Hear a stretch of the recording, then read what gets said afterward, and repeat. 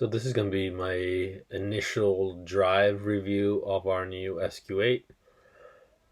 So obviously I've detailed it and it's ready to go. So I've got 545-mile range.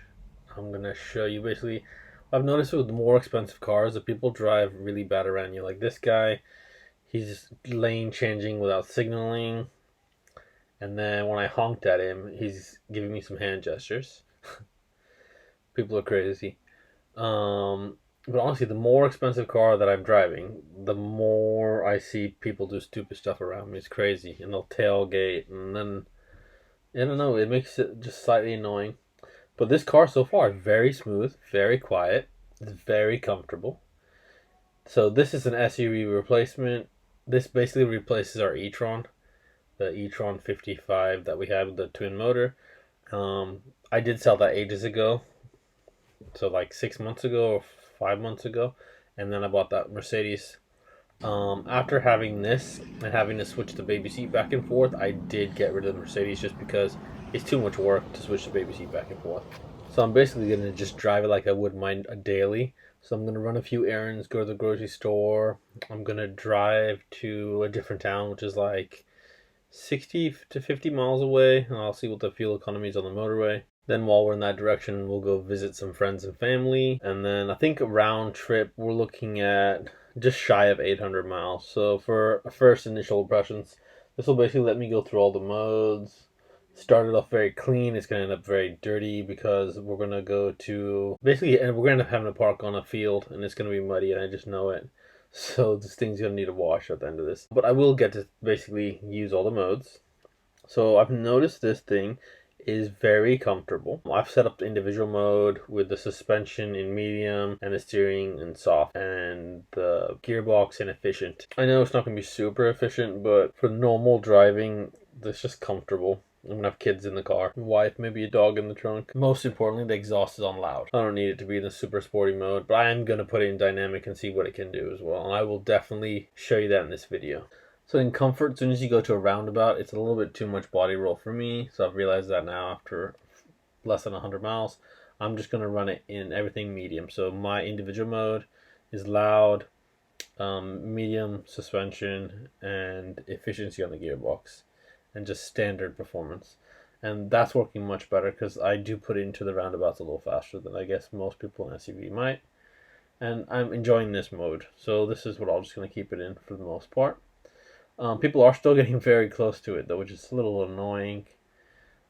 I'm more worried that they won't have insurance, so they won't realize how expensive. Because we have been rear-ended before, and I know when some guy ran into me was in a Porsche, and I think the rental car was like $670 a day for 2 months. So that just gives you an idea how much it costs when you get an expensive car.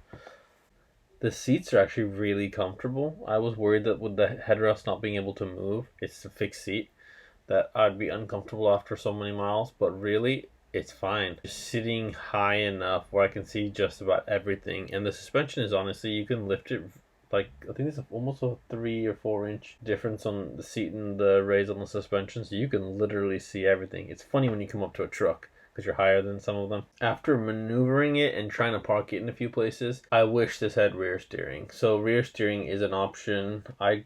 Honestly, I just wanted to buy a car real quick, so I didn't really look into it too much. This has a lot of good options. We got the panel roof, it's got the upgraded stereo, upgraded seat, it's got heads-up display now because I've installed it. It's got the privacy glass. I kind of wish I had the rear steering though, because parking it was a lot of work. It was like a 30-point turn. It was unfortunate. And it's also very high, even in dynamic mode. It doesn't fit into all the parking garages, so be careful. Okay, so it said 545-mile range. I actually got 544.9, and I'm at 0 now, so I'm gonna fuel it right this second before I break down and need to call the Audi services on the first day, which would be kind of embarrassing. All my driving so far has been in either efficiency or comfort. I haven't used any of the modes. Now I'm going to switch it to dynamic. Okay, let's see what it's got. When this light changes, I'm going to floor it. And I'm going to see if I can pass that bus before the bus comes out. If I can, I'll stop. easily beat that bus. And then red lights, I'm going to stop. And I'll show you my back video camera so you can see the bus is just now basically pulling out. And I'm already been stopped for a minute, right? Now I'm going to switch it into my individual, which is efficiency on the transmission and loud on the noise.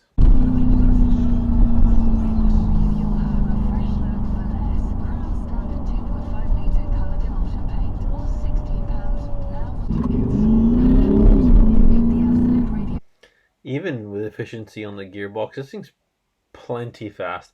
I think it's more surprising because it's so big and no one's expecting it to accelerate like it does. To be fair to me, this doesn't feel fast because this is not our fast car. Okay, there's going to be a light here. I'm going to see if I can pass everyone. So this guy actually had floored it as soon as he seen me, so I wouldn't be able to pass him, but I easily passed him, even with efficiency on the gearbox. And this is not in the fast mode or anything. I've got suspension on soft, even the engine's in normal mode. So this is a pretty fun car, honestly, as a daily, to get stuff moved around. And even off this slide, I'm just gonna take off. What I'm not, so I don't drive gentle. I've got a heavy foot, but I'm gonna give it less than 25% throttle, and watch how easily I pull away from this guy. It is pretty quick. Important to note, I do also use the limiter, so I have not once gone over the speed limit. Okay, so my American fuel economy is 20 mpg and my British fuel economy is 25, and these are my averages.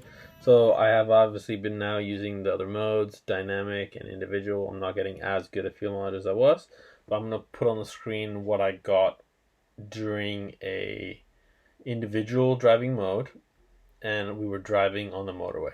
35.1 is amazing, honestly, for how big this is. This is the same size as the e-tron. Honestly, it feels just like the e-tron. Performance-wise, this is handling better than the e-tron did. It's a different feel. When I pushed this a little bit harder in the corners, it felt like it was bouncing or hopping, which is a little bit weird, but it's because it's so heavy, and it's using the 48-volt system to push down the sway bar. So that's how it deals with the roll from the body. I'll make another video going into that if somebody wants it. But thank you guys for watching, and I'll see you guys next Wednesday for another video. So all in all, really enjoying this car so far. Considering I've owned it for 2 months but only driven it this one time on this video, the rest of the time I spent doing the dash cam and detailing it, and since I had the other car, I hadn't really needed to drive this one yet. But now that I'm driving it, honestly, I think this might be my favorite SUV so far.